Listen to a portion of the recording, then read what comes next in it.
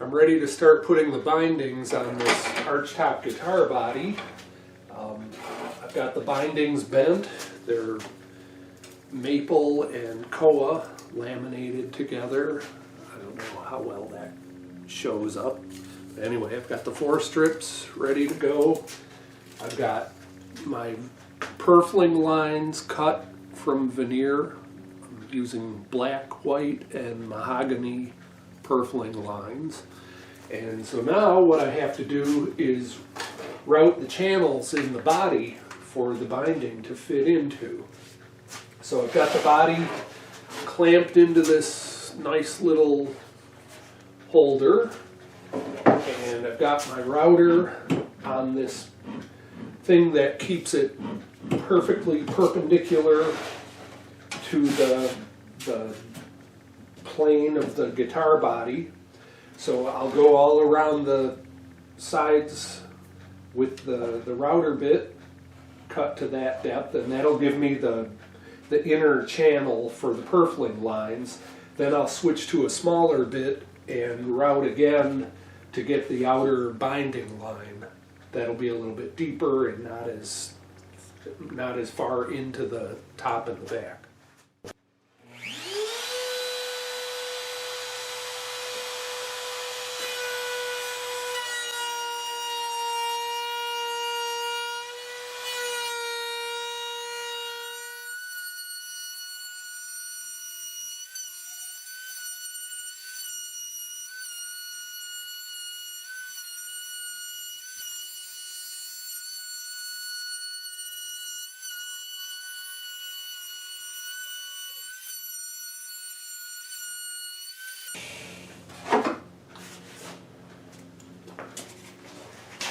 So there's the first ledge. So I routed the back the same way as the top, and now I'll do the deeper or taller but thinner channel for the outer binding line.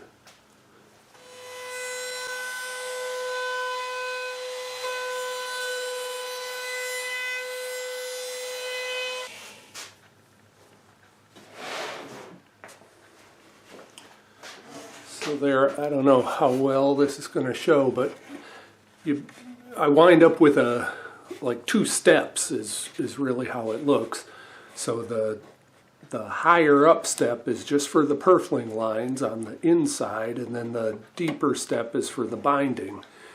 And the reason I do it that way is if I kept the purflings the same thickness as the binding and routed out that much wood, and that's 1/8 of an inch, it would really weaken the junction between the top and the sides and between the back and the sides.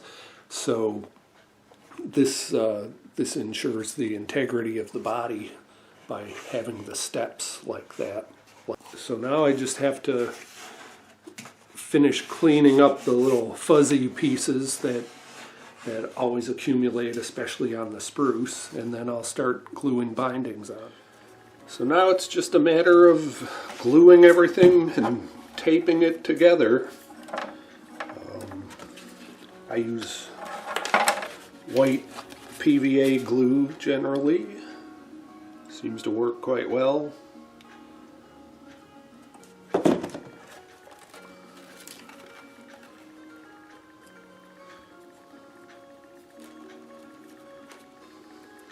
This gets pretty messy.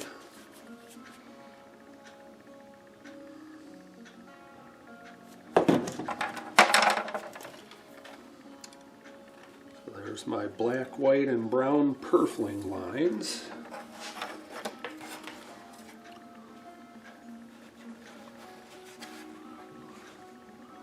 Those start about there.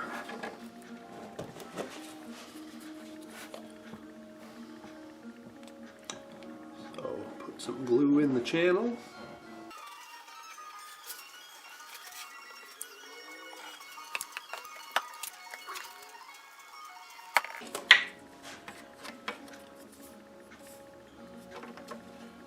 So I start with making sure the waist of the binding is in the right spot.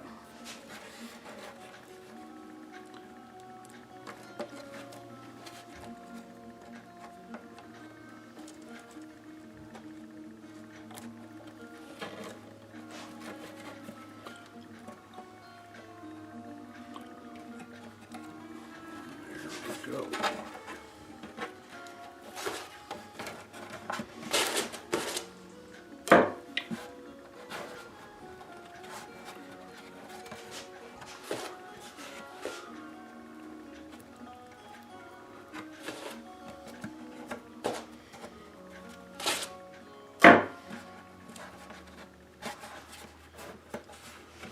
So that's what there is to it. A lot of goopy glue, but it comes off quite nicely once it dries. And the white glue doesn't leave any stain on the wood, which is good.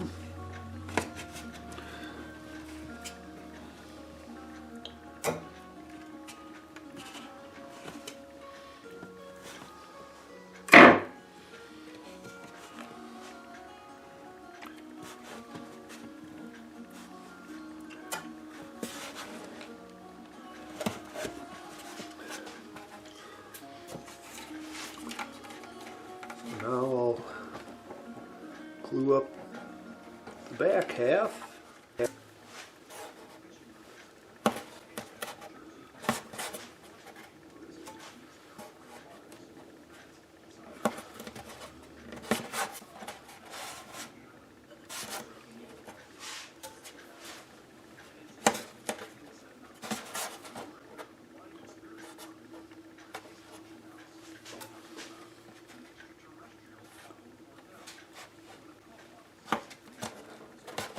Okay, that's all set, so I'll just put this aside until the glue dries, and then I can glue on another section, either the other half of the back or the first half of the top.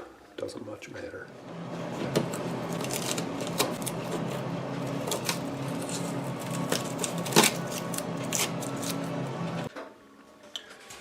Okay, all the tape is off, so now I will scrape and then finally sand all the bindings so they're flush with the top sides and back.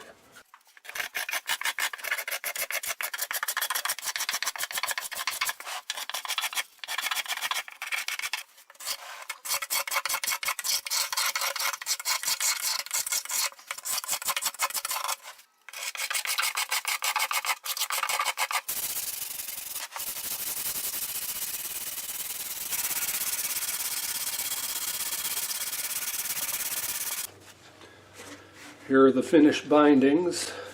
I've scraped and then sanded the whole guitar to 220 grit, and I won't have anything more to do with this body until I've made the neck, and then I'll of course put the neck on the body.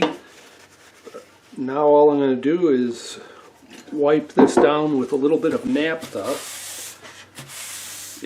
Does two things. It shows me if I've missed any scratches or stray little blobs of glue anywhere, and it also shows me what the wood is going to look like when I spray the lacquer on it. It should be pretty spectacular. So far I haven't seen any scratches. So as soon as I'm done with this, I'll get started on the neck.